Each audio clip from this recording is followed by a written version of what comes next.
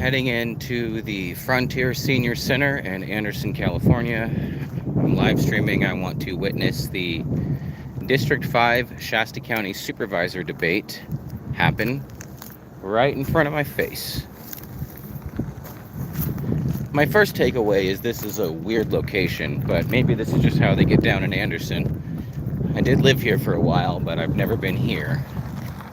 Just seems weird to drive through a car dealership behind a bunch of buildings for such a public thing. But yeah, whatever. Whatever. That doesn't fucking matter. But yeah, I've shared this link to my Facebook. We'll see if people see it. I'm thinking that Echoplex Media is going to stream it. There's Dale Ball right there. Hi, Dale. There's Dale Ball of the Rat Patrol. All right.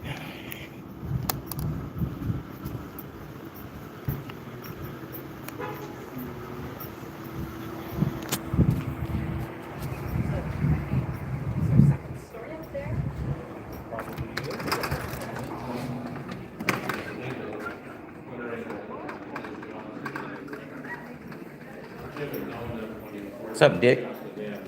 Behave tonight. Me behave? Oh, I will. I will.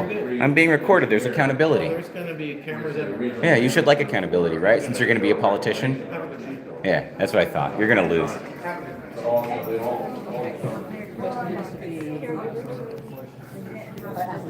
So we can write questions? Yes. Excellent. We're running out of these cards. All right. That's the only the person with the pimples is like, yes. What do I want to write for my question? Where are the question reviewers going to sit? Do you know yet? As far as I know. Okay, that Hello. How are you? Hi, how are things complicated? We're happy to see you. If you have any questions. No, I wonder if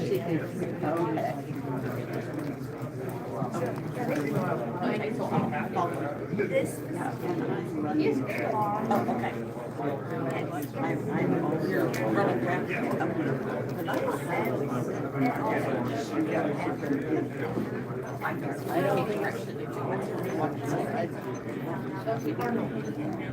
Yes, that's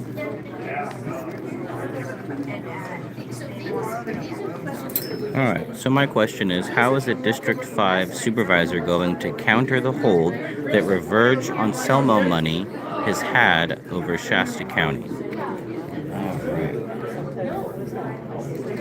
Thank you very much. I appreciate it.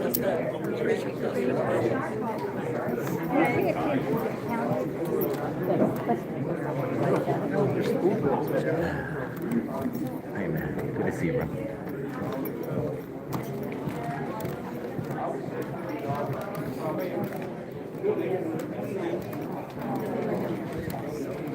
We have to sing.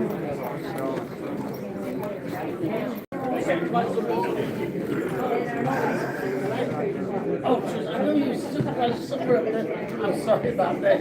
Just Clark, yeah, I'm sorry about that. I know I seen you up there one time, you know. So, yes, she was.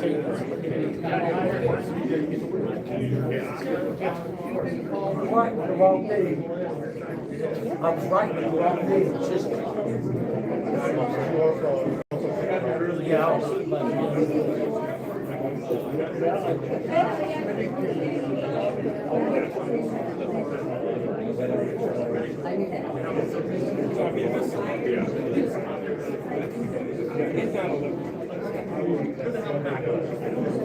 Half of the thing we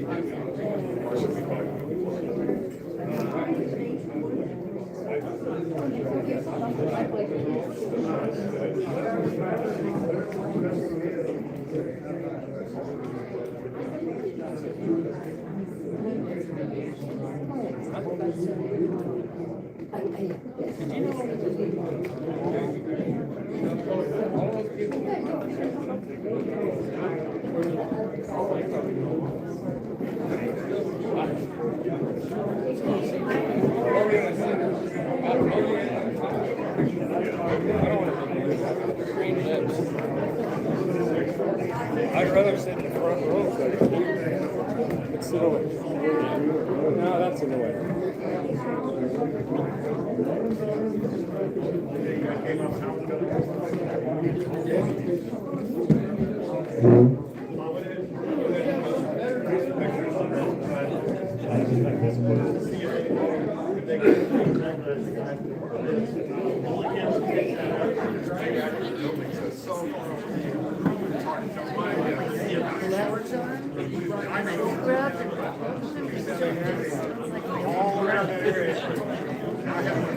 Good to see you.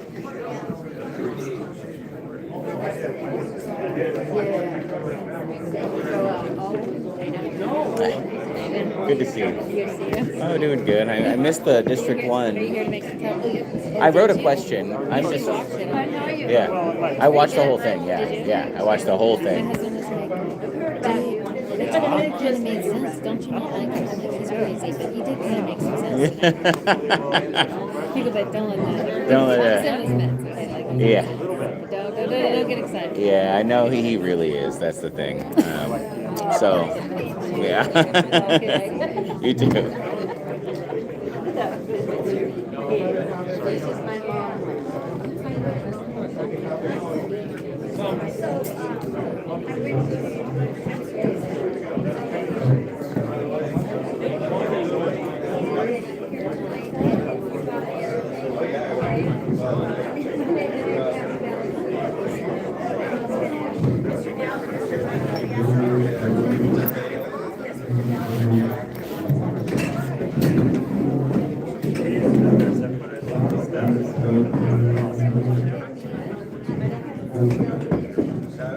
In March,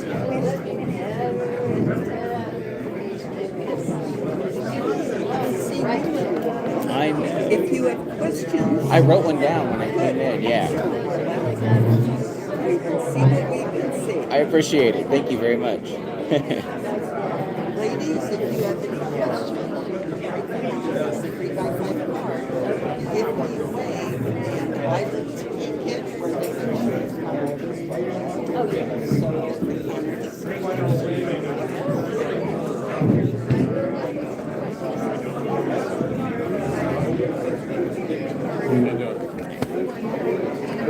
Forgotten your name, I'm sorry. Nathan, That's right, Nathan. Yes, sir. Yeah, Carl. good to see you, man. Good to see you. Yeah.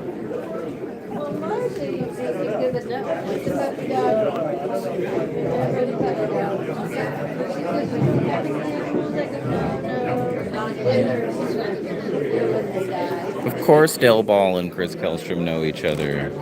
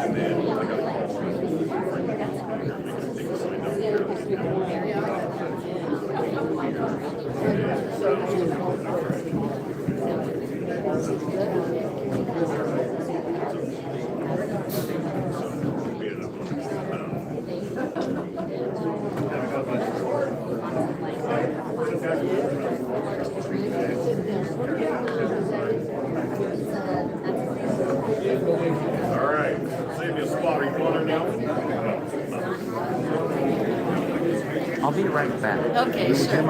I will see. Maybe I'll just like do this. There we go. There we go. Thank you so much.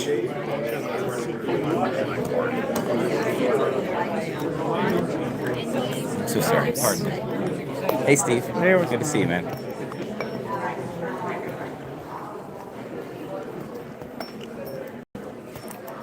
All right.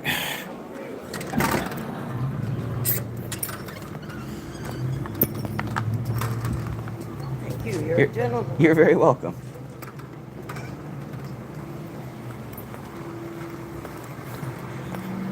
Okay. Flipping this around. So I'm here. I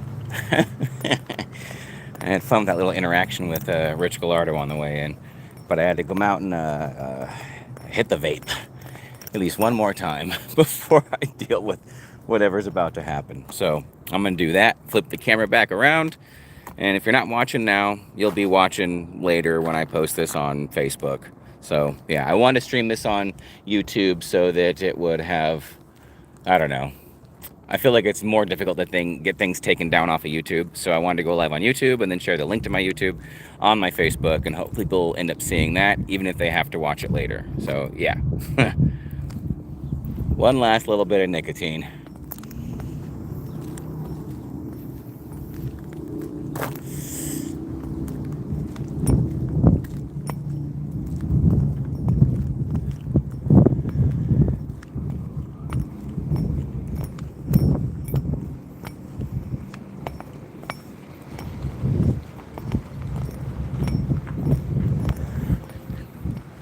All right.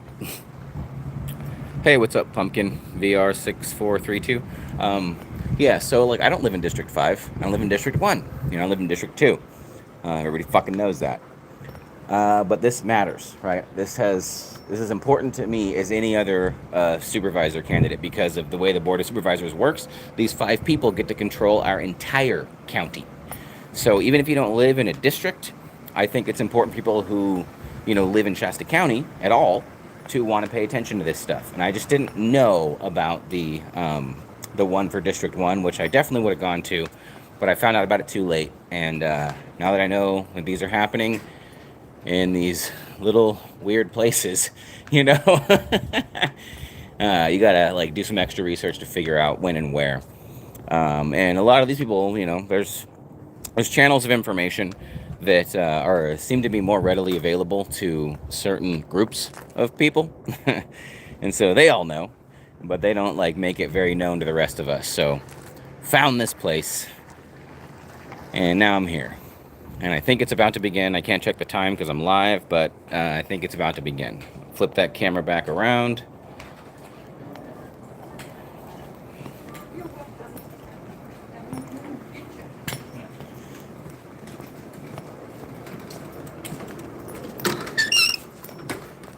Yes, sir.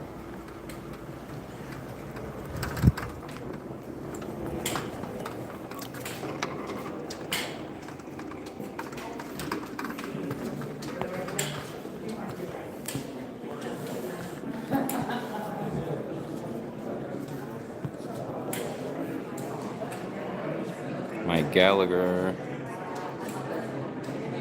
Wasteful spending, strengthen public safety, real solutions for domestic violence. I mean, I'm not mad at those words. I just want people to actually do those type of things that they say. So we know who Chris Kellstrom is. Oxley. All right. Two-way resolution co-author, Shasta County. Gary Oxley. So I know Richard Gallardo had a lot to do with the two-way resolution, and so did Patrick Jones. I don't know, you know. I think Chris Kellstrom has been a part of this whole count to 3, red, white, and blueprint thing. It just wants to take over the county and mold the county to whatever vision that they have. Oxley, right off the bat, his signs and flyers are a much less quality. It feels like Rich Gallardo made these, honestly. Like you know, look at the cut. Look at the cut on that card. You know, that's lazy. Could have been better. I mean, if you look at even Chris Kellstrom's sign, the padding on the font, the design is actually like much better. You know, the fonts are much better. And if you look at Mike Gallagher's design and padding and fonts are also a whole lot better. And this is like a real sturdy. This is a nice piece of marketing material here. And I pay attention to stuff like this. His sign is good. I don't know. This looks good in this light on this camera, but it'd be really difficult to see a lot of that stuff if you're driving past. I think it's just bad design. So, we'll see. Some of these sides.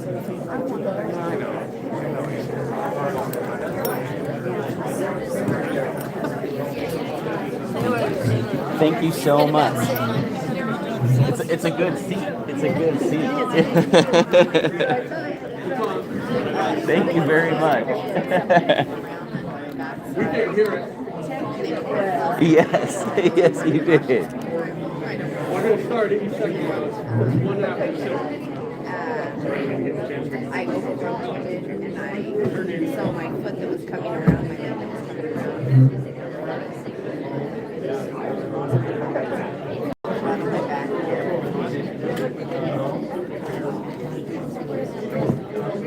Well, look who's here. Hey. Hey, you do got a good seat. You got your, got your MAGA hat on. Yeah, it's an anti-MAGA hat. Oh, I guess.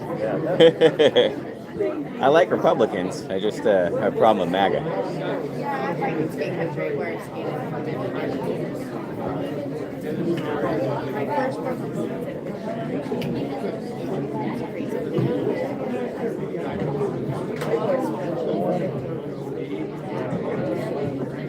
So what do you get?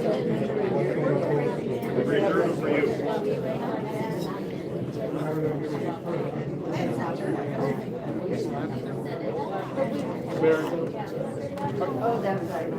Good evening. Woo! Okay, good. This is the primary election candidate forum for Board of Supervisors, District 5, and the election is going to be June 2nd. The candidates are Mr. Michael Gallagher, Mr. Chris Kellstrom, and Mr. Gary Oxley. Please stand. We're going to do the pledge to the flag. I pledge allegiance to the flag of the United States of America and to the republic for which it stands, one nation, under God, indivisible, with liberty and justice for all.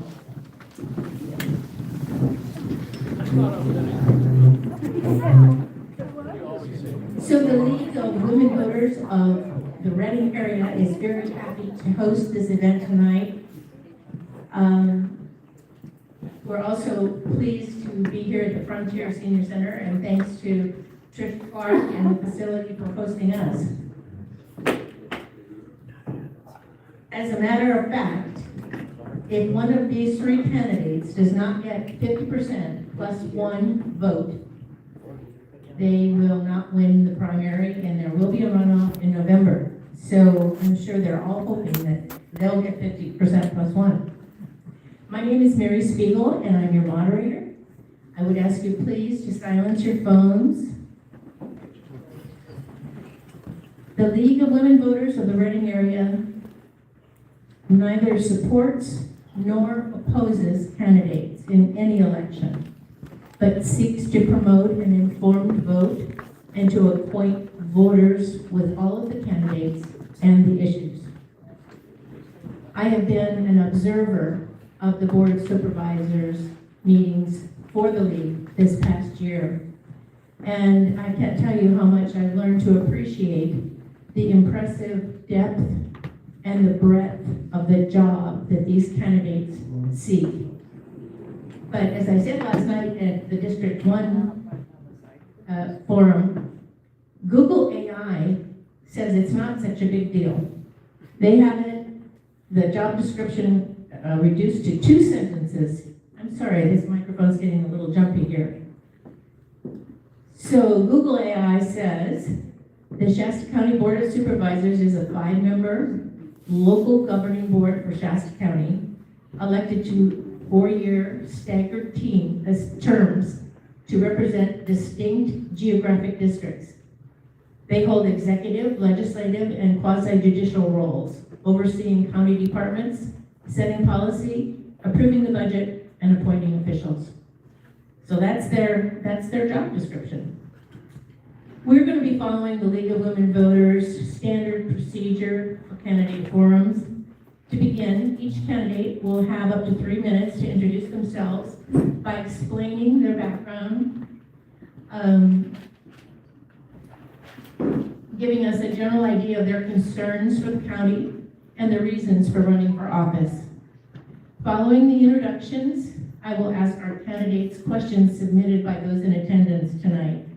Questions will be directed to the candidates in rotating order so that the same candidate is not always the first responder. The candidates will have up to 2 minutes to respond to a question. The forum will end with a closing statement of up to 2 minutes by each candidate. The order of speaking tonight was determined by lot. Statements and responses will be timed. Our timers are right here up in front. 30-second warning, and then your time's up. Statements and responses, oh, here we are. I'm sorry, I lost my place. Tonight's event is being recorded by KRCR-TV, right back here, our wonderful gentleman, Adam from KRCR-TV. And then we have our videographer for the league right here, Michael, and he is doing a video that will be on our website. And the one for KIXC will actually be sent to KRCR. YouTube. You said KIXC, it's KRCR. KRCR, what did I say? Okay, and Shasta Unfiltered is here, thank you. So we're going to conclude at 7:30 tonight, or sooner if we run out of questions, but we have so many questions over there, I don't think we're going to run out. Finally, please do not clap or shout in response to comments by the candidates. We have a limited amount of time, and we want to answer as many questions as we can. We will now hear the opening statements of up to 3 minutes from each of the candidates. And our first person to give the statement is going to be Mr. Gallagher. Good morning. Hi, everyone. Thank you all for coming out tonight and giving up your time. I am Mike Gallagher. I'm a son, I'm a husband, I'm a dad, and I'm a grandfather. And I absolutely love living in Shasta County. As an avid outdoorsman, I want to protect what we have here. I spend a lot of time out in the woods, and I do cherish that. I've lived in true Northern California my whole life. I was born in Corning, raised in Los Molinos, and came here in 1986. I've been here for 40 years in Shasta County itself. At 24 years old, I attended a trade school in Phoenix, Arizona, where I graduated #1 in my class and came back, and that was equivalent to a 4-year journeyman education in the HVAC repair trade. That led to 13 plus years of serving commercial and residential customers all across the North State. So I want you to know I've been an employee. I've had my own business and my own contracting license. We've owned commercial and residential properties. And for the last 11 years, I've served the wonderful residents and the amazing staff right here in the city of Anderson in city government. I want you to know I'll bring all that experience and all the wisdom that I've gained over the many years to the Board of Supervisors as your next District 5 Supervisor. One of the challenges I have that I'll probably have time for is the current board majority has lost the ability to be taken seriously.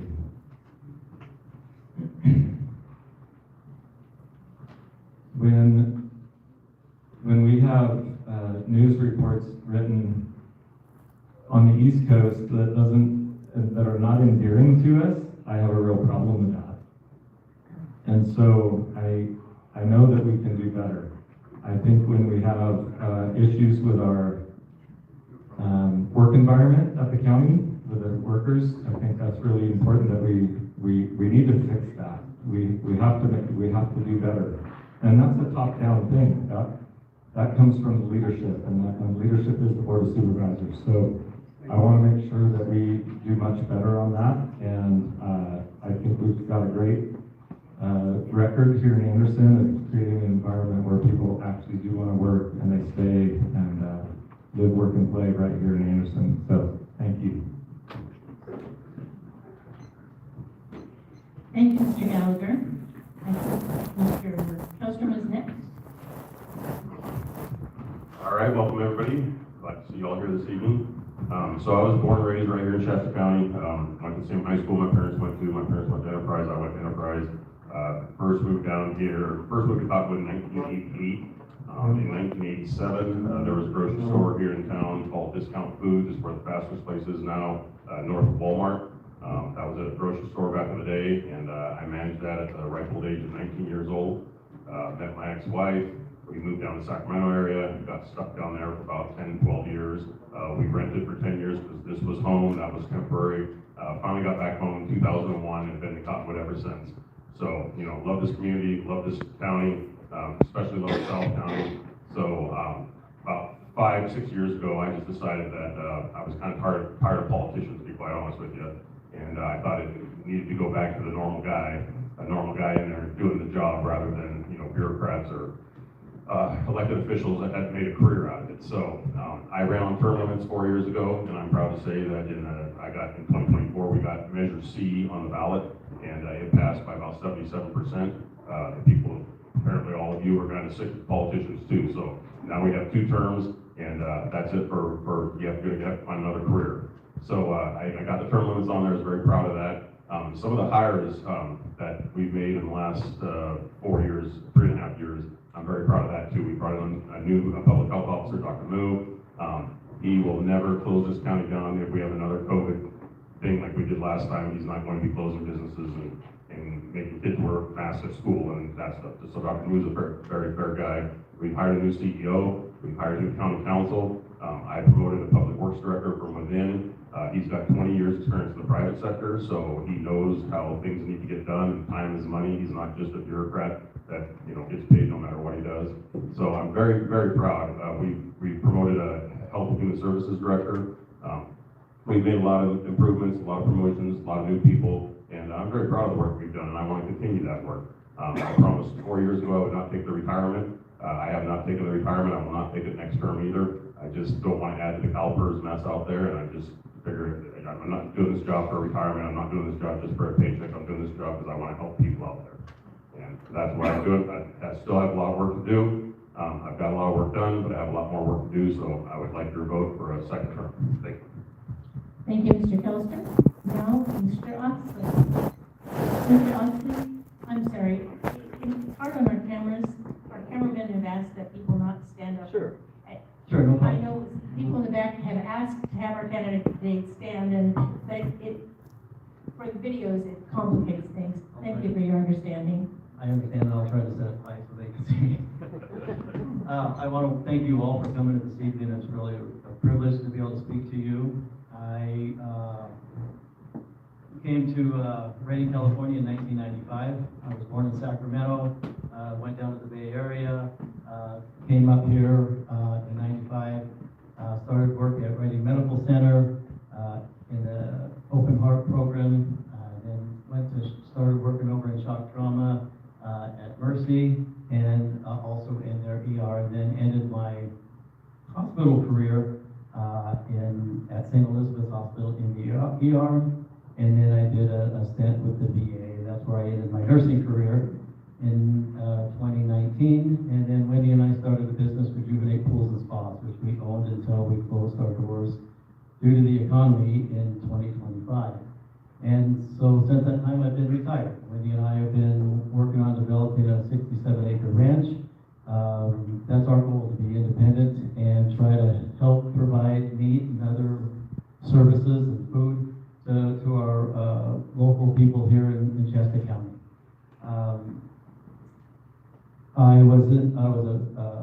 Army medic in the Army Reserves for 8 years.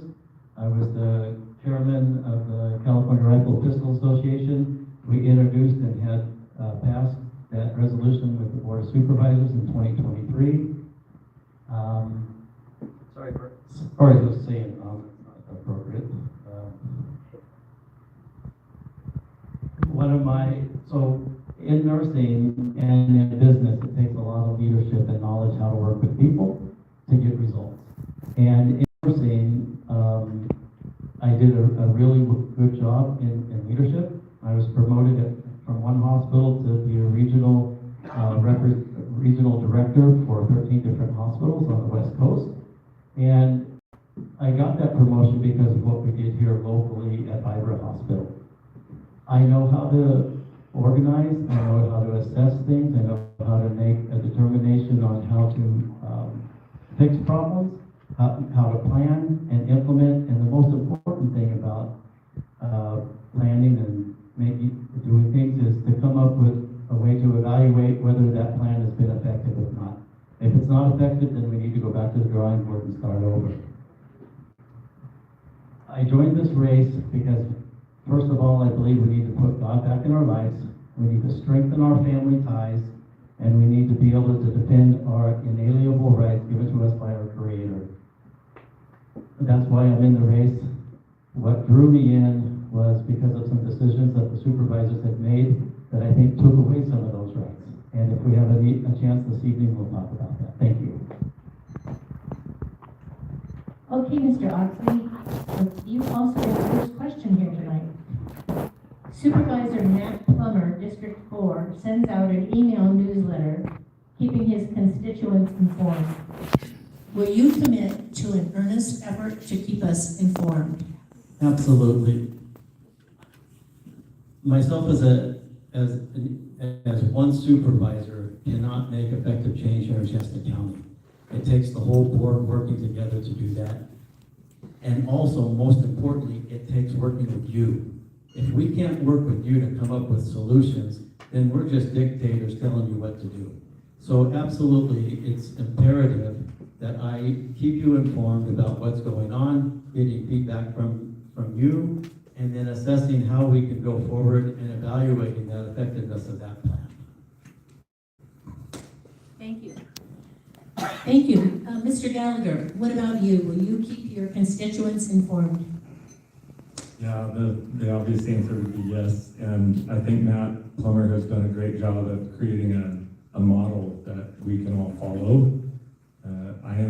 I will be honest with you, I'm not the greatest tech person, but I did marry somebody who's really good at that, so I'm believing we're going to figure that one out. But response is really important. When you do reach out to a supervisor, you really should get response every time. That's what we say yes to. And even if we have situations that maybe we don't agree on, it's more about having a good, honest conversation and collaborating and trying to get understanding. And when we get understanding, we can probably find some common ground. So I think it's vital that communication would continue. And I think we can do that really well. I'm a big fan of face-to-face, and I still use the telephone, but the amazing thing, those supercomputers we carry around in our pockets are still phones. So I really like to just have good conversation. That's what I really want to. So some town hall meetings I think will be very, very important, and gatherings, even with those who maybe we see differently, we just don't agree, but we need to be meeting, we need to be talking and finding common ground. That's what I will absolutely commit to. Thank you. And Mr. Kelstrom, what about you? Are you going to put out an email newsletter? Well, I don't know if I'll put on an email newsletter, but I think I keep pretty much everybody informed. I go to just about everything there is to go to in my district. So if there's a breakfast here once a month, I'm here. The VFW breakfast, I'm there. The Shingletown Volunteer Fire Department breakfast, I'm up there. I go to every festival. For instance, Saturday, my schedule was second Saturday of the month, so I had the VFW breakfast, met with everybody there, ran to Shingletown, met with them there, came back down the hill, went to the Spring Fling in Cottonwood, cut the ribbon for the Chamber of Commerce on a business that celebrated its first year. Then I went to Laborers Day picnic. out at Amherstburg Park. So I go to just about everything I possibly can go to, and that's actually, I enjoy doing that because I love getting around normal, everyday people that aren't going to send an email, they're not going to make a phone call, they're not going to come to our meetings, they're not going to speak for 3 minutes in public comment. You will never, ever see them coming to us or getting us, but, I'll take tickets at the front door of the Cottonwood Rodeo both days, Mother's Day weekend. And, cool April nights, I'll be a judge of cool April nights. I am like everywhere out there that I possibly can be at. And I love interacting with normal, everyday people. They'll come up to me, again, people that will never send an email or make a phone call, but they'll come up to me and say, hey, keep up the good work. I love what you're doing. I appreciate what you're doing. That's why, again, I could sit back and write an email or a newsletter, but I would rather be out in the community face to face, talking to people, everyday people, and doing it that way. Thank you. Mr. Gallagher, you get the first this next question. What are your top 3 priorities as a supervisor? Yeah, thanks for that question. Top 3 priorities. Well, public safety is always number 1, and I think what that looks like is when the people in Eastern Shingletown can get a phone call, they can have a response that they feel safe about. I think it's the DA, it looks like the DA having all the resources to prosecute all the cases, not just some of them. It also means that probation, who are out there taking care of all those folks who find themselves in the criminal justice system, but aren't behind bars. It's the probation department, and they need all the tools they can get to do their jobs effectively. So that's really important to me. I think streets and roads, most of my constituents and folks that I go down to, especially in Cottonwood, the roads are really bad. And I think getting pavement done again at somehow, some way, we're gonna figure out how to get some roads paved. Infrastructure is critical. Wastewater treatment plants are critical. Those can't be, you just don't get to kick those things down the road. So that's really important to me. My third pillar too is, as you've probably seen on my website and all my information, is domestic violence. It's something that I'm really passionate about, and we need to do better. It's a county-wide problem, and so I think what I will be doing very quickly when I'm elected, we'll be having a multi-jurisdictional collaborative presentation before the Board of Supervisors that will tell us where we've been, where we are, and where we need to go, because I believe we need to learn from the experts that are doing the hard lifting in that area and learn from them and see what they need to do that better. We got to bring that down. That number has to come down. Thank you, Mr. Gallagher. Mr. Kellstrom, same question. What are your top 3 priorities as a supervisor? Well, of course, public safety is always a big one, which I'm proud to say we did pass a fire ordinance here last year. We hadn't had a good fire ordinance here for quite some time, so I'm very proud of that work. We do have a fire ordinance in place now, and we got grant funding for 2 fire inspectors to run that ordinance and a masticator to help people with their projects or their properties. So obviously, public safety, law and order is a big one. So I fully back the sheriff 100%. I stand behind him and all the gals and guys, not blue, they wear green. Every time I go to one of their functions, I wear blue and honor them, and they're all wearing green. But anyhow, I support the sheriff 100%. Right now, he's working on an alternative custody program that happens to be in my district, and it's very unpopular with a lot of the residents in my district there. So I'm taking a step back from that one because I'm torn there where I want to support the sheriff, and we need to do something with law and order, but I also have to represent my constituents in that area. So that's a tough one. I want to continue doing the work with resource management. I'm very proud to say that they've made some great strides. They made the permitting process a little bit easier. We cut some regulations that were countywide that we didn't need to have. Our hands are still tied with thousands upon thousands of state regulations, and our hands are tied with those. We can't ignore them. But I'm very proud of the work that team has done. I was in the barbershop one day, and somebody was getting a haircut, and he didn't know who I was. We used to call that my southern office. And this gentleman told Woody that he had to go to the county and get a permit, and he was really dreading it. And he said, but they were really friendly, and they helped me a lot. I said, you're welcome. And then he said, yeah, he says, I've heard that they were horrible to work with, but there was 2 kids that said, no, we want to get your project done. So I'm proud of that work. And then, of course, we're working on the medical hospital, the med school at that's not just a pipe dream. I think that actually can come to fruition. So that's a big one. And I've been working on some large projects in my area. And then the last thing I'm gonna say is we gotta save Lake Macomber and Ballard Reservoir. Thank you very much. Mr. Oxley, same question. So I have three top priorities. Two of them are very positive and one's not so positive.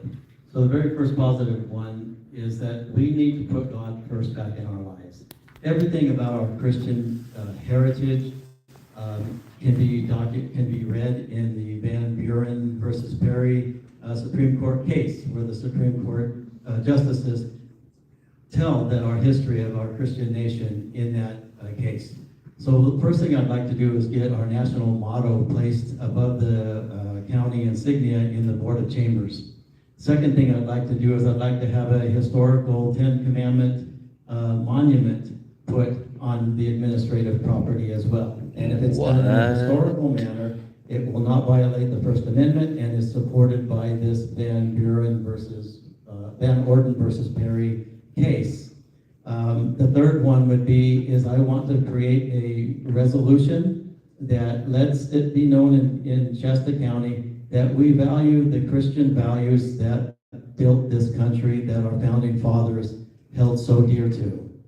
They all said that if we do not adhere to the morals and values and the religious principles, that this republic would not last.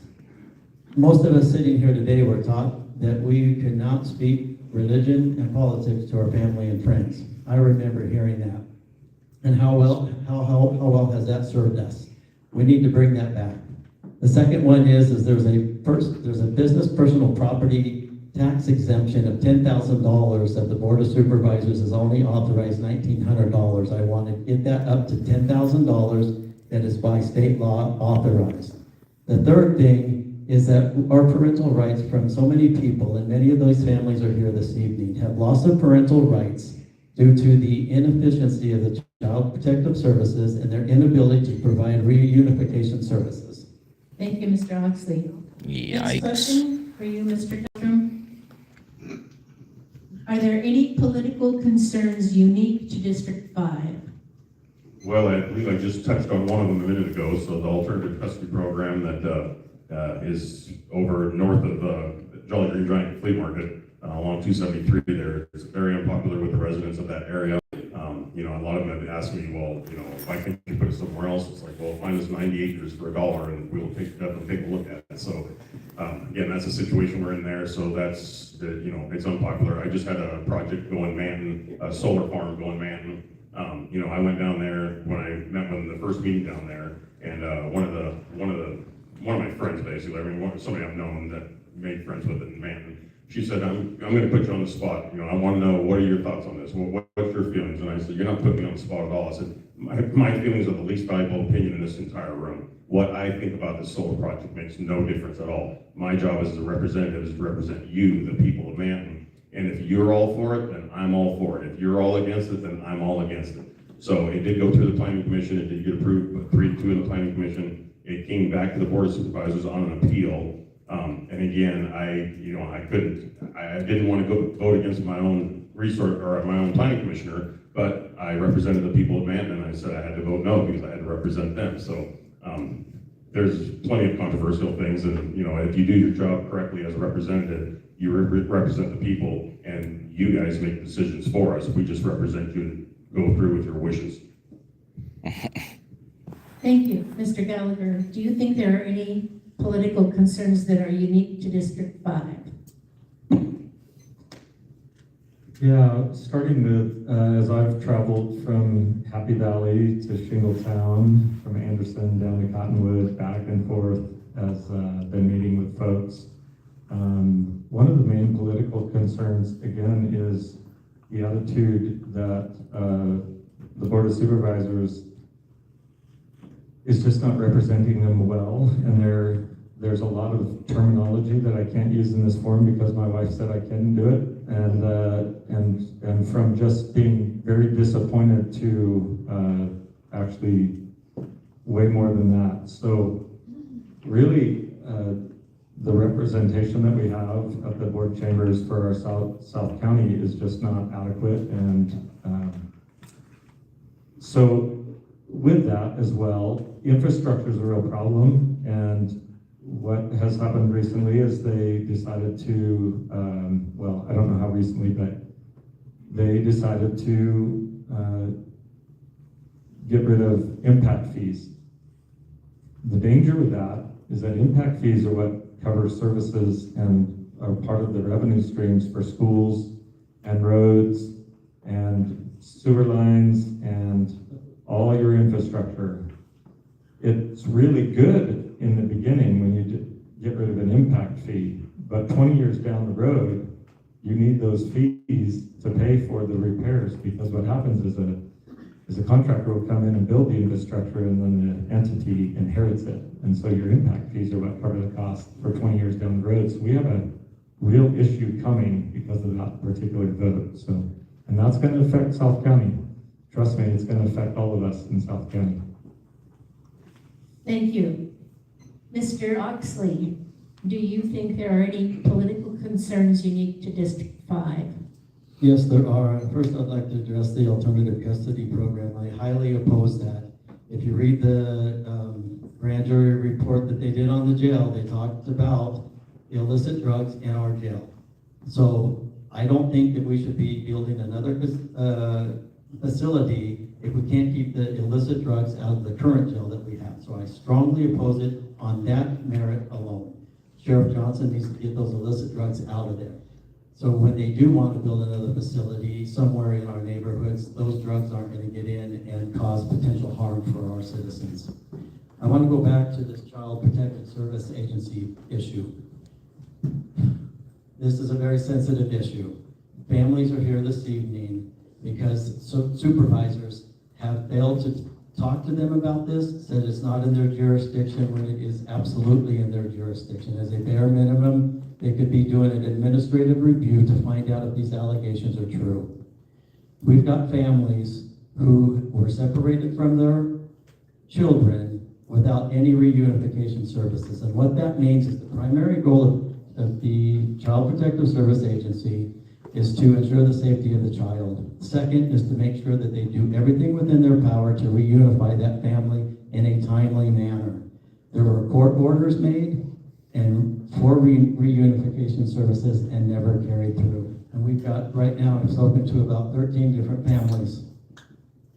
We have issues here, but we need to be honest and truthful, and we can't be afraid of the red flag. As a nurse taking care of you, if I'm looking at you and I see a high temperature, high heart rate, I know something's not right. If I don't look at that as a red flag and go to the doctor to say, hey, we need help, I'm being negligent in my duties.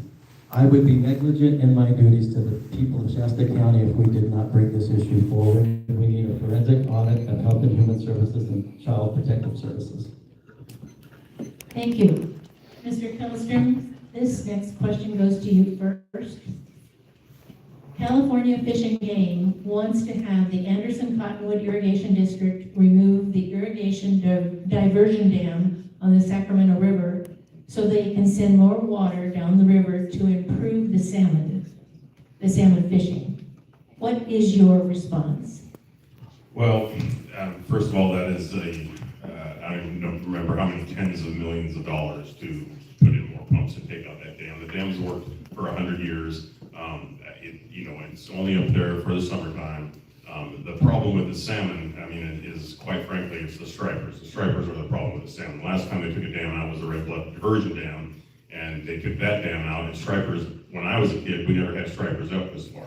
And I fished that river a lot when I was a kid. We had salmon, we had trout, we had pike minnow, they call them, the squawfish basically, but we didn't have stripers. Now we have stripers now, and they wait until the fry are this big so that they can tag them and put them in the water. Well, that's perfect size for a striper to eat. So literally they dump 500,000 fry in the water, about 499,000 of them are killed that day. So I don't really think removing the diversion dam is really going to help them a whole lot. I don't think it's going to help the salmon season a whole lot. I think what they need to do is they need to put no limits on stripers and no size limits, no bag limits, and get as many of those stripers out of that river that we possibly can.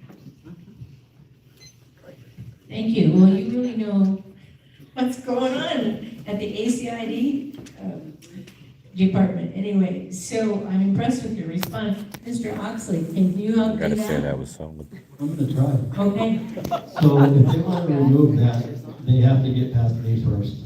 There are times in our lives, ladies and gentlemen, if our founding fathers didn't stand up to King George and say, no, you do not get to do this, even though the law said that he could do those things, we wouldn't be here today.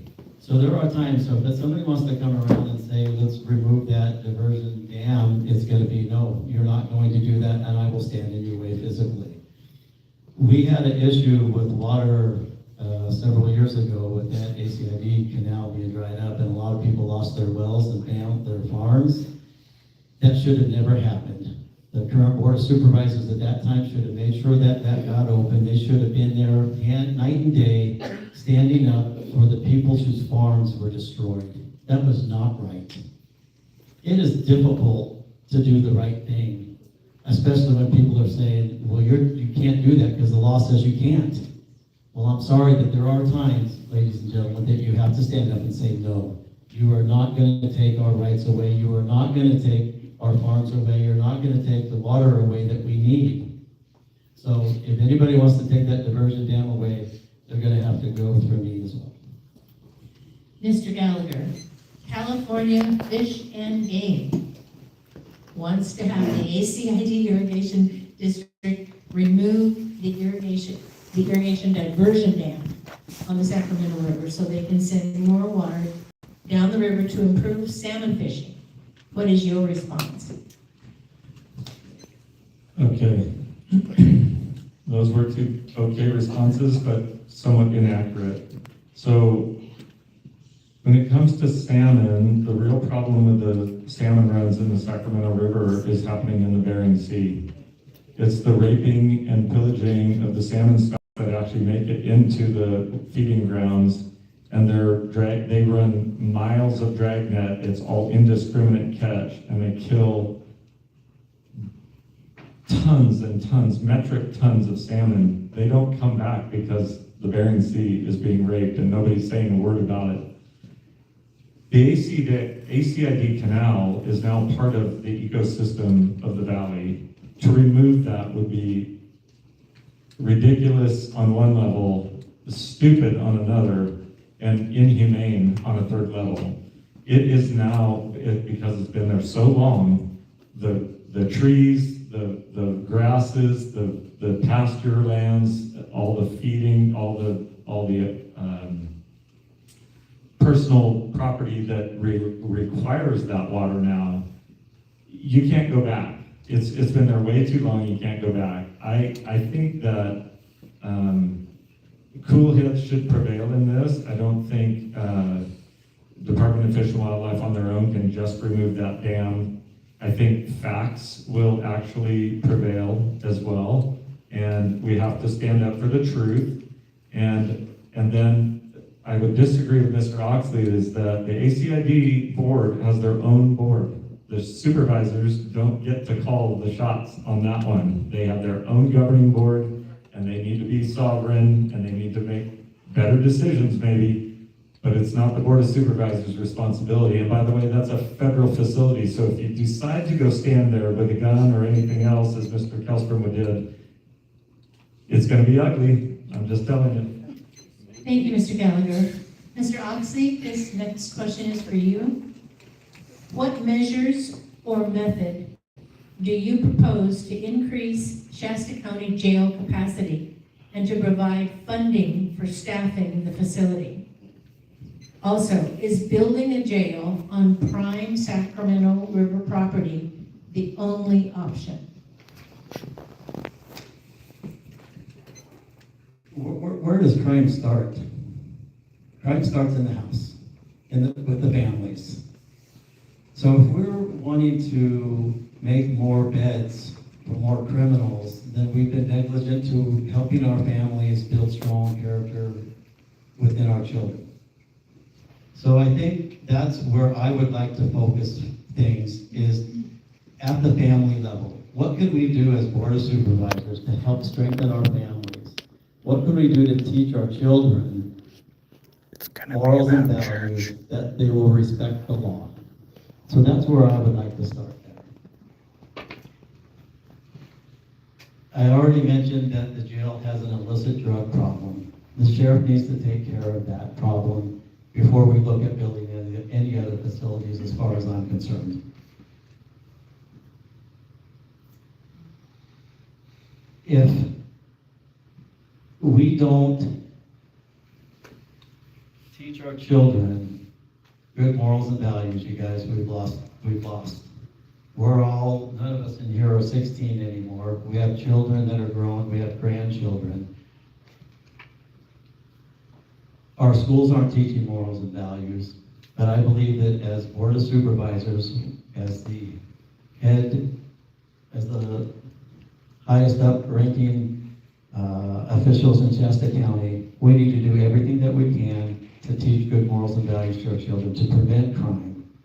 What happened to the DARE program? We need to bring that back. We need to help children understand that crime is wrong, and that's where I was going. Thank you. Mr. Gallagher, I'm going to repeat this because it's a two-part question. What measures or method do you propose to increase Shasta County jail capacity and to provide funding for the staffing facility? Also, is building a jail on prime Sacramento River property the only option?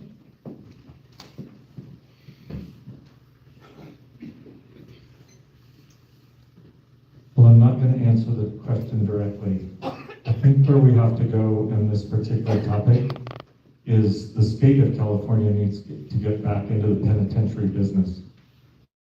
What has happened to the county is they've been dumped on because 14 out of 15 state-ran penitentiaries have been closed, and they're trying to close the 15th one.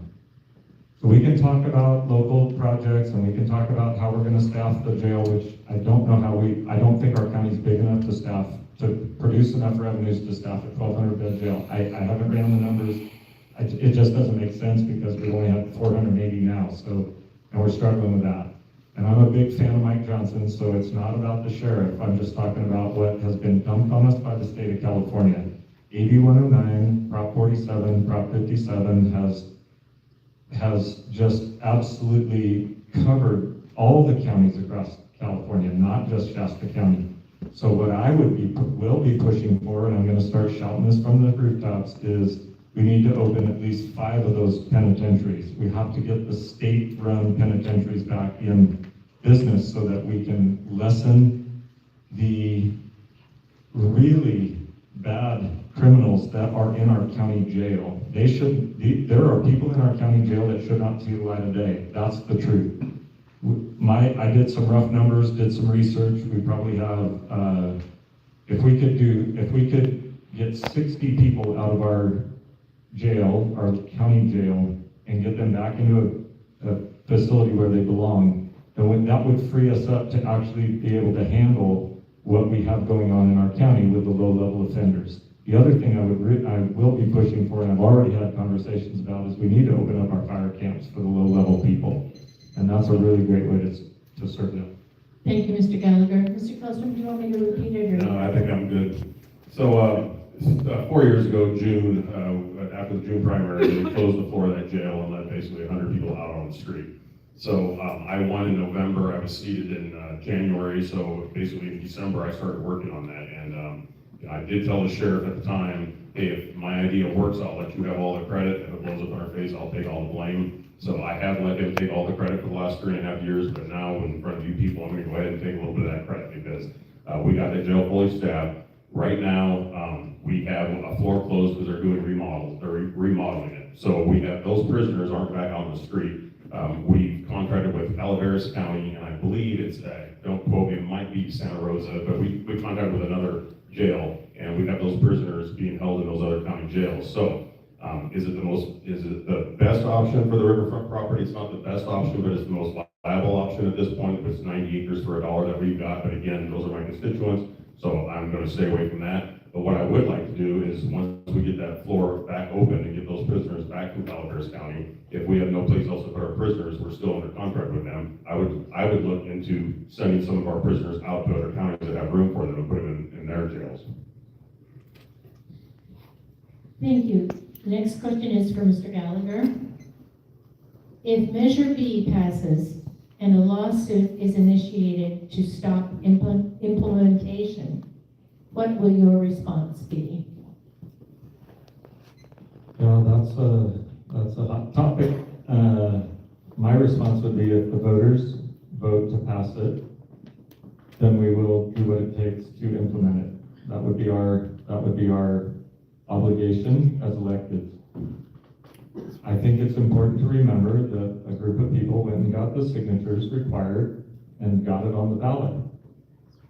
Whether you're for it or against it, they went through the due process, it went through the courts twice, and now it's on the ballot, and it is actually in your hands. It's not just in mine, it's actually in the voters' hands. By the way, that's the democratic process that sets this country apart from most others. And so whether we like Measure B or we don't like Measure B, I believe that it's actually maybe in a long time been a process where the people got something on the ballot, and it will be up to the people to vote for it. And then it'll be up to the supervisors to make sure that we do our best to carry out that measure. That's my answer to that question.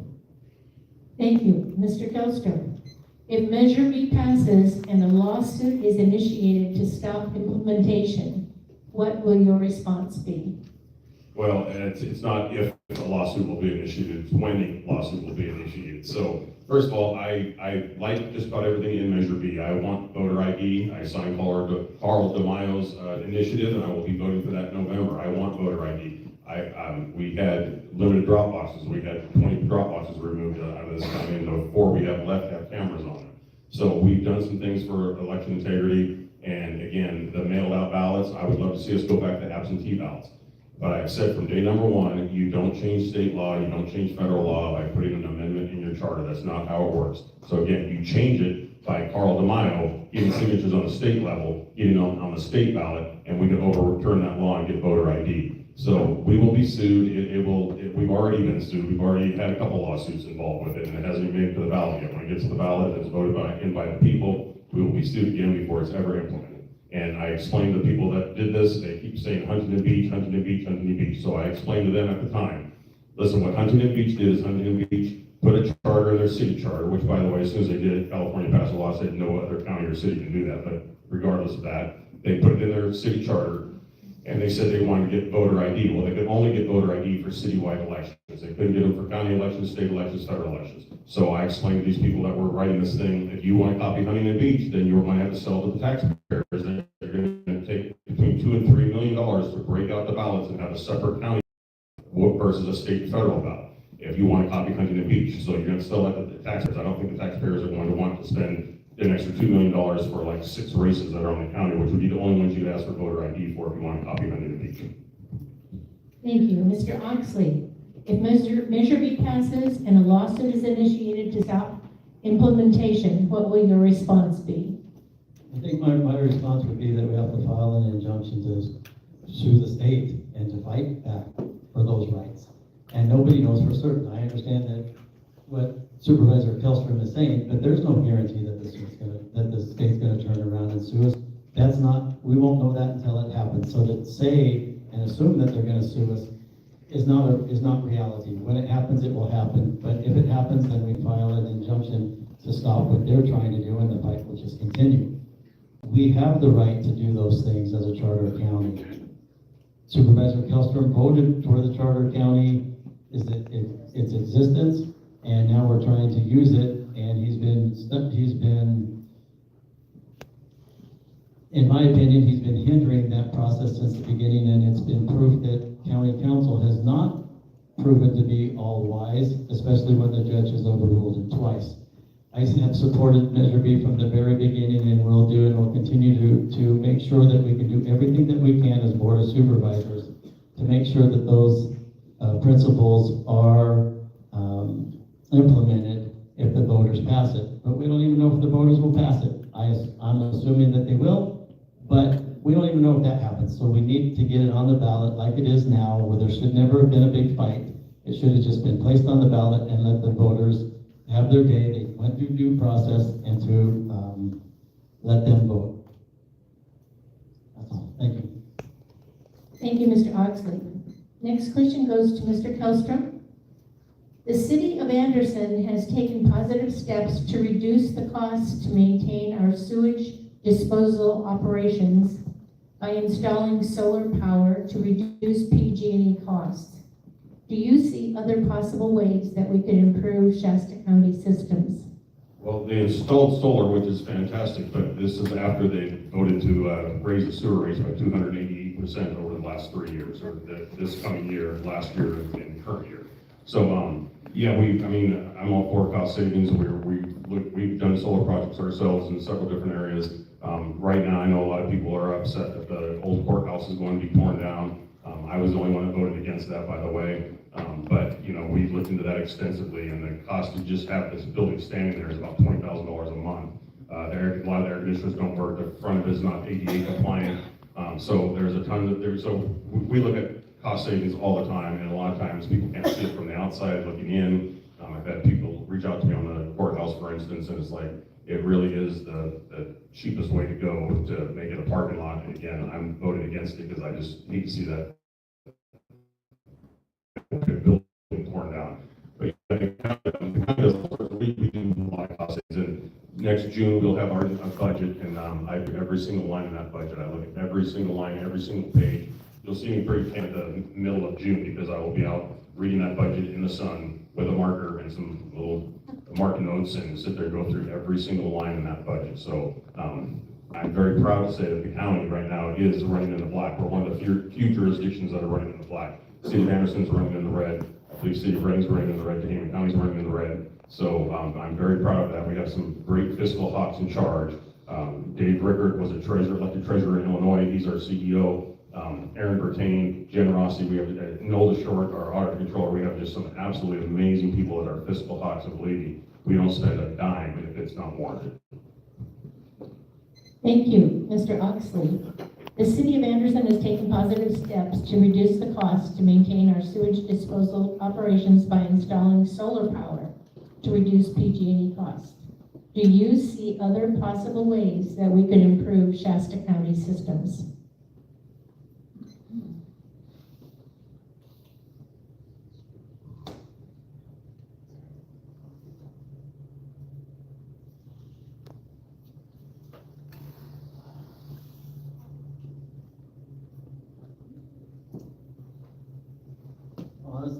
Honestly, I can't say that I have a lot of knowledge about the things that the City of Anderson has done, unfortunately. I believe that we need to look at all alternative ways to cut costs. Our ability to provide for our families is becoming more and more difficult every time that there's a rate increase for energy or for gasoline. So I think it's imperative that we need to look at all those alternatives. I myself have not done that, but in the way that I do business, we identify a problem, we assess it, we make a plan, implement it, and then we evaluate to see if that plan's been effective. So I am in favor of looking at all sources of alternative means of energy. I just have not looked at that one specifically. Thank you. Thank you. Mr. Gallagher? It's true that we have to make the bold, courageous decision to raise wastewater rates by about 280% over 5 years. It'll be a 65% first year that will get us almost breaking even on the cost to run the plant and maintain the 40 miles of pipe in the ground. The second 65 will be the beginning of raising half of the amount of money that we'll need over the next 15 to 20 years, which is about 25 million. We'll be raising 11 million of that to do the repairs and the upgrades that are needed. That particular system is called an enterprise fund. We don't get to use other funds and other monies to maintain that system. It's all by the ratepayer, or you can pass a bond measure and get a 20-year fix on 40-year money, of which we are still paying on a bond from 2007 that will be paid off in 38. So yes, we did raise rates, and that's why we decided to pull the trigger on a solar system so that we can actually reduce the rates of energy. One of our largest increases over the last 5 years was a 30% year-over-year increase by PG&E alone. That was a $40,000 bill a month that increased by 30% 2 years in a row. So we had to do it. We were behind because we had a flat our income on our wastewater fund was flat for 10 years. We did not raise rates for a decade. It was a 1.9 million income, and that just didn't maintain anymore. So that's why we did that. Now the beauty of the solar project is it's a 65, 65, 13, 13, 13. But we don't have to raise it 13%. We can do less than that. So when the solar project that's operating at 125% of design right now comes through, maybe we can reduce that amount instead of 13% on those last years. So we'll work on that for sure. Thank you. Mr. Oxley, this next question goes to you first. What are your concerns about the Pathways to Leadership project?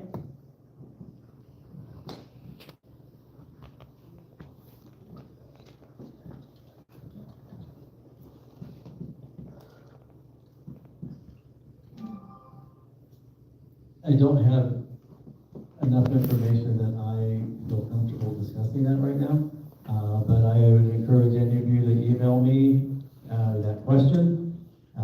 But it's a big question, and I have not come to any conclusion yet. Thank you. Mr. Gallagher.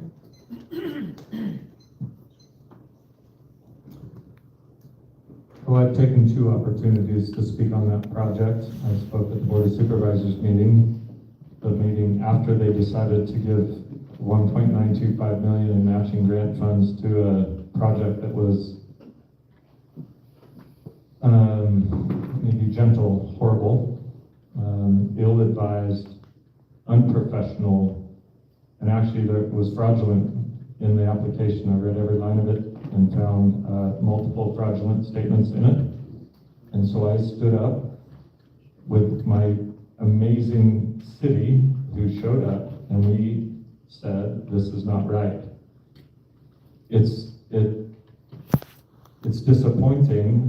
I can't imagine that any of the Board of Supervisors actually read the application, or they wouldn't have given opioid money that needs to be cherished and used very wisely to a project so wrong. It was just wrong on every level. So I'm very proud of the public who sent petitions around. We got 180 signatures, and people showed up. First time in my 7 years and counting career on a dais where we were standing room only. We had an amazing group of folks and 17 very articulate speakers that did a great job. I couldn't be prouder of our community to come out. And we shut that thing down as far as I know. And we need to learn from this. We actually need to learn. We had a project called the True North Center that was going to be brilliant for our county and really do amazing things, and our board majority killed that one. They just killed it, folks. That was a real shame. And then they gave $2 million of opioid money to a project for matching funds. It was just, couldn't be more ill-advised.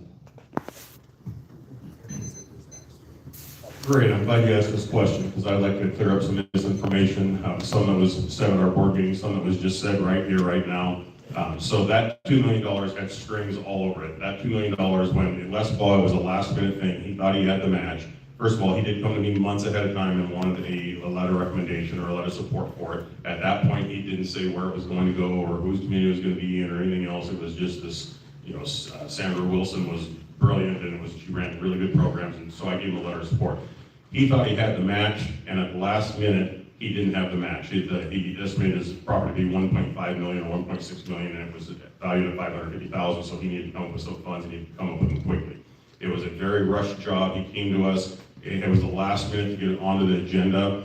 So our county, again, Fiscal Hawks, our county CEO and Aaron Bertain sat down with him, and they tied strings to that money, and they said, in order for you to get this money, you have to get a letter of support from the city council. We do not want to force this on the city of Anderson like the project he just bragged about was forced into the city of Shasta Lake. Yeah. We did not want to we wanted to make sure that there were strings attached to this. So they had to get a letter of approval from the city council, they had to get a letter of support from either the police chief and or the sheriff, and we tied a third string on there and said you have to get a letter of support from Tracy Neal, the head of probation and who runs the junior detention center, the juvenile detention center. So that money was never promised. That money was saying, if the people of Anderson want this money, and the city council wants this money, and the police chief is okay with this project, then great, we'll give you the money. That's how you're gonna get it. But if they don't want it, you're not getting it. We're not giving you a dime. So not a dime of that money was given, because obviously the city council wasn't for it. My first thought that there was a problem is I texted the police chief from the board meeting and said, are you okay with this project? He says, I don't know anything about it. Nobody's talked to me. So that was the first red flag. There was no money given, and that money would not have been given if you guys did not want that project. Obviously, you did not want it. Thank you very much. Mr. Gallagher, why would having a state men's reentry program be beneficial for Shasta County?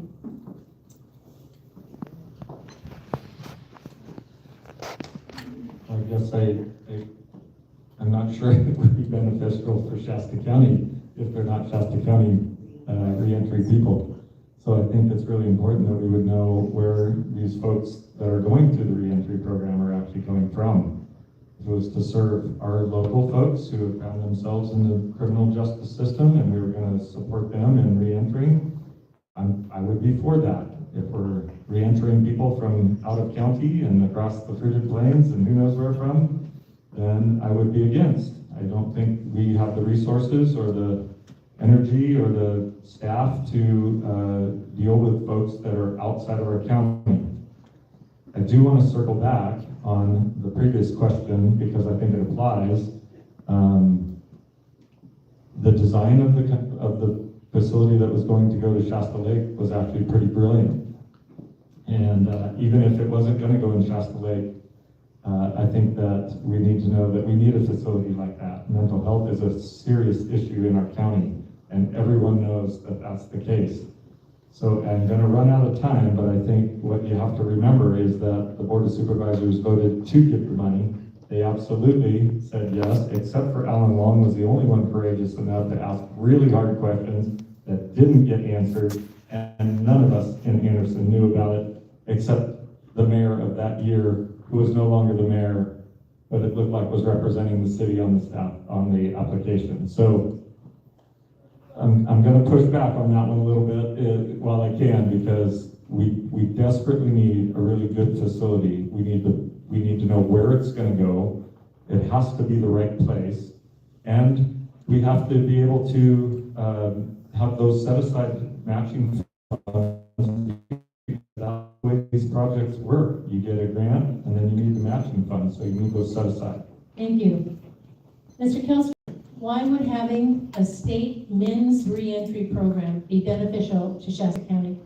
Well, again, without taking where it's supposed to be going, there is a company called Amity, and they run these houses in Southern California. I know the sheriff and Kevin Fry went down there and toured them. I believe Corner might have went with them. That's why I was kind of out of the loop. So most of my information came from the sheriff, because Brown Act they could not talk to me about it if there's two supervisors involved. So according to what the sheriff said, this Amity program, they take half the population out of the state prison, half the population out of the county. They try to take locals, but if they take somebody from another county, they're shipped back to that other county when they're let go. So the Amity program, it looked like a pretty good program. They're locked up at night. They have ankle monitors on them during the day. They teach them trades. They clean up their records. They get them ready to enter back into society. They teach them a trade. They'll get them a job. Usually they'll be food handlers in a kitchen or dishwashers or whatever. So they're released during the day to go do their job with an ankle monitor on. They have to come back. If they break any of the rules, they go back to prison or jail, wherever they came from. So it looked like it was a good program, but again, the fact of the matter, where they want to put it is in my district, and I have a lot of residents that are not happy with it. So if we were to put that somewhere else, it probably would be a pretty good program for the area. Thank you. Mr. Oxley. I think a men's reentry program is great, but I would not support one that's for the whole state. I think it needs to be for local citizens here.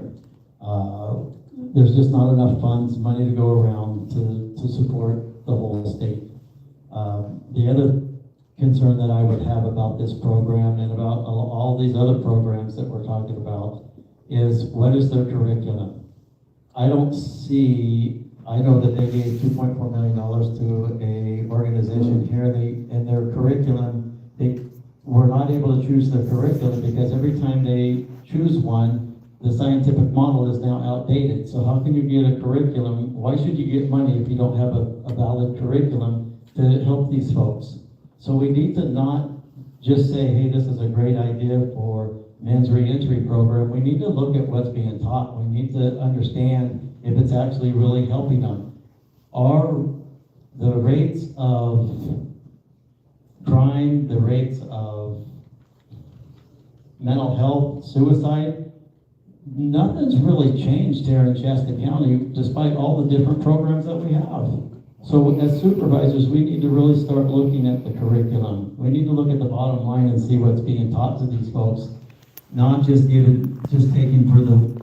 the work of the people that are seeking the money to provide that service. Thank you, Mr. Oxley. Mr. Kostrom, this one's for you. What is your plan for homeless services, and what more can be done to clean up the mess left behind by homeless encampments? Well, I mean, that's definitely a problem. We moved some money, some ARPA funds into Public Works to specifically for cleaning up homeless camps. It's quite a problem out there. We'll catch a lot of flack sometimes as a supervisor, and I like to point out, no offense to Nessa, but 99% of the problem, 95% of the problem is the city of Reading. That's where you see the biggest homeless camps is in the city of Reading. It's not so much in the county jurisdiction. With that being said, we do have them in the county jurisdiction. We've had some problems up in Shingletown with squatters more really than homeless. We've had some problems out in Happy Valley, same thing, squatters. So, which, you know, we have a problem on Airport Road right now with squatters. So that is a huge problem, but we do have ARPA money funds, and what the county's been doing is, like, for instance, these properties up in Shingletown, we contact the landowner and say, hey, listen, you need to get this property cleaned up, or if the county goes and cleans it up, then we're gonna charge you. We started doing our first abatement hearings last year, and we were listening from cases from 2017 and 2018 because between resource management and our county counsel's office, we hadn't been doing abatement hearings until just recently. So now we're doing abatement hearings every week. They take these properties after the county has cleaned them up. We send them a bill. You know, we lien the property, send them a bill, and then we'll take it to lien hearing, and we'll oftentimes take the property. We've taken a couple of them up in Shingletown. I think we took one in Happy Valley. So we take these properties and then we put them on the market and sell them. I did help set up a fund when I first got elected. I had a problem 31,000 Highway 44 going into Shingletown, and I went to the, you know, naive, I was pretty naive. I went to Lori Scott and I said, hey, why can't we just clean this property up and then, you know, sell it, and then we'll just pay ourselves back, and no, everything has to be in a budget, it has to have a line on them. So we do have a fund now set up so that we can draw from that fund and clean these properties up. When they sell, we can pay back the fund, and we'll have multiple properties going at the same time, money coming in, money going out. So we do have a fund to clean up these properties now. Thank you. Mr. Oxley, what would be your plan for homeless services, and what more can be done to clean up the mess left behind by homeless encampments? The homelessness creates a real health issue and a safety issue. And narcotics are rampant in the homeless camps. So the first thing you have to do is we need to work and encourage Sheriff Johnson to get the deputies out there to make the arrest on the mules that are bringing in the drugs to these camps. They use the drugs, then they go back out to the streets to panhandle, and then the cycle just continues. So we need to start by enforcing and arresting these mules and getting them out of here. And then we also need to find out where these people live. If they're not residents of Shasta County, we need to give them a ticket and a bus ride out of here back to the county from which they came. We do not need them here. There is no state law that says we have to keep them here. If they're being a public nuisance, if they're destroying property and creating a health issue for us and our children, they need to go away.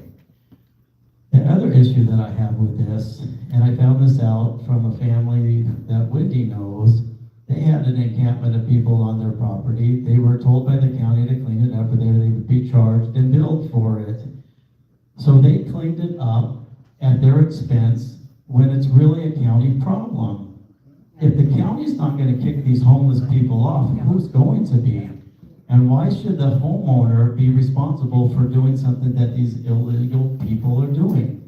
The county should not bill these families for, or should not threaten the loss of their properties if they don't clean up the homeless camps. This particular family took out tens of thousands of trash at their expense when it should have been a county problem, in my opinion. Homelessness is, that's an option that people choose. We have the option to not allow them here. Thank you, Mr. Oxley. Mr. Gallagher. Send that one more time. I didn't realize What is people your chose to plan be for homeless. homeless services? What more can be done to clean up the mess left behind by homeless encampments? Yeah, I know, we did some research and we had a gathering a number of years ago, and we learned that in the homeless environment, you have it's basically split into thirds. About a third of the people would actually receive services if you could get to them and offer it. About a third. About a third doesn't want services. They're just broken, and we have to have compassion for them, but they do not want to be helped. And then the other third is the criminal element. Now, addressing the criminal element is a problem because we have a jail that doesn't have a bed for them. So we can arrest and then we kick them loose. Day after day, week after week, month after month. I'm encouraged to hear that we're remodeling the floor of the jail, but that doesn't help the problem on the streets. So it's not actually against the law to be homeless, but if they are breaking the law, then we have to deal with that. So I think that we really have to figure out how to get some resources available to help the third that wants to be helped, that would take the help. I don't actually have a plan in my mind of exactly how to do that. The amount of homeless, we did some work, my wife and I did some work with homeless, more than my wife. It's a very tough nut to crack. They're very broken individuals. They wouldn't be homeless if they weren't. And it's a very difficult demographic to get them up and out of where they're at. When it comes to cleaning up the homeless camps, sometimes what we've done in the city of Anderson is we've set aside funds. We just get out there and get it done. The county's a much larger area, so that's going to be much more expensive. I don't know where the budget's at, if they have where the line items out that Mr. Kellstrom talked about, but if you're a private citizen, I'm out of time, so I'll leave it at that. Thank you, Mr. Gallagher. Next, Mr. Kellstrom.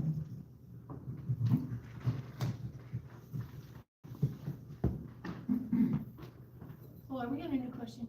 We are, and I started the last one. I had it down to, okay, so you're all right. Well, then, Mr. Gallagher, I'm trying to follow. I'm trying to be orderly about this, so. You're doing great. I have you next speak first. So the question is, what do you see as a path forward to improve access to affordable housing in Shasta County? Well, currently, that's about the only thing being built in Shasta County, because we don't have an environment that's conducive to private contractors building single-family homes. The state is giving the money to organizations, and when we talk about affordable, I would tell you it's pretty much not affordable. I'll make my point. So what happens is they have to stack fund projects with multiple areas of resources, meaning monies, from different buckets of money from the state. And one of the main buckets is active transportation, or bike and ped. They call it bike and ped. It's for walking and pedaling. If you get that money, you can usually build your project. The challenge with that is, as much as I love Jess Lugo up in Shasta Lake City, the project that they're building on Main Street there is going to cost the taxpayers about $736,000 per unit. I did the math, and I'm being conservative on that number. It's probably higher than that. Then the challenge is that it will be subsidized by the taxpayer. And And then in 20 years, when it needs to be rehabbed, they're gonna get a grant from the state that's gonna be our tax dollars to rehab it. That's the way it works, folks. You don't have to like it, but that's the truth. So if over the last 15 years or so, we built 400 homes in Anderson, but that died off with the economy. We do have a Section 8 housing project coming to North Street, and I believe it's going to be a good project because it's for the elderly. It's very specific, and they do a great job of running that. But right now in California, it's the only projects that are being built that I can see. Very few single-family homes.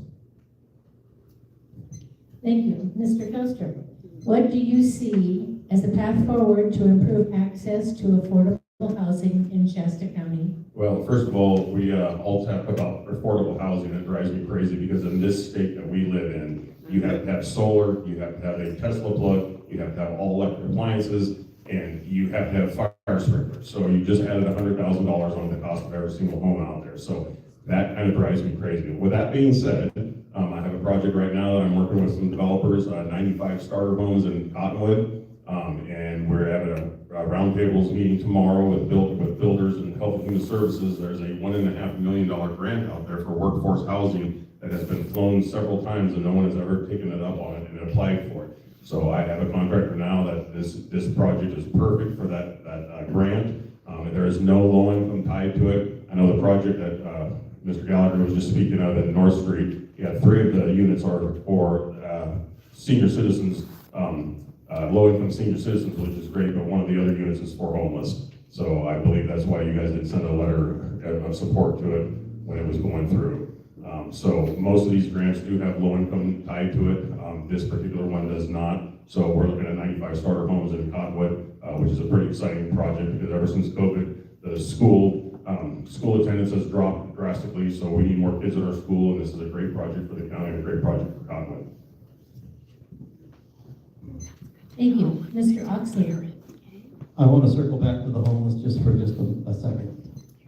Because there's one other aspect that I want to say is for the homeless who want help, we can provide that help for them. I've already started speaking to one gentleman who has experience for the California Conservation Corps, and my thought is that we could create something like the Civilian Conservation Corps that President Roosevelt started back in the 30s. Let's create some jobs specific for the homeless so that they can build up their integrity, respect for themselves, and be able to get back and integrate into our society. But they have to be willing to work. We cannot afford to give free things away anymore, guys. We just can't. As far as the affordable housing goes, that gets tied back to how do we, in order for it to be affordable, people have to have income to be able to afford it. I do not believe in any subsidized housing for any of us. We can't afford that. So what we need to do is we need to try to help. My phone's at 3%. I can't finish this out, unfortunately. So I'm just ending this now because my screen's already completely dark. And I just want to end this stream while I can still access my phone. So my final takeaway is that Chris Kelsham and Mike Gallagher have a shot. That Gary Oxley guy is a complete fucking moron. That's my takeaway. Thanks for watching.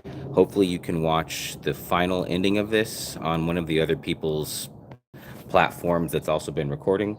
Yeah, how do I end a stream on YouTube? Is it this button?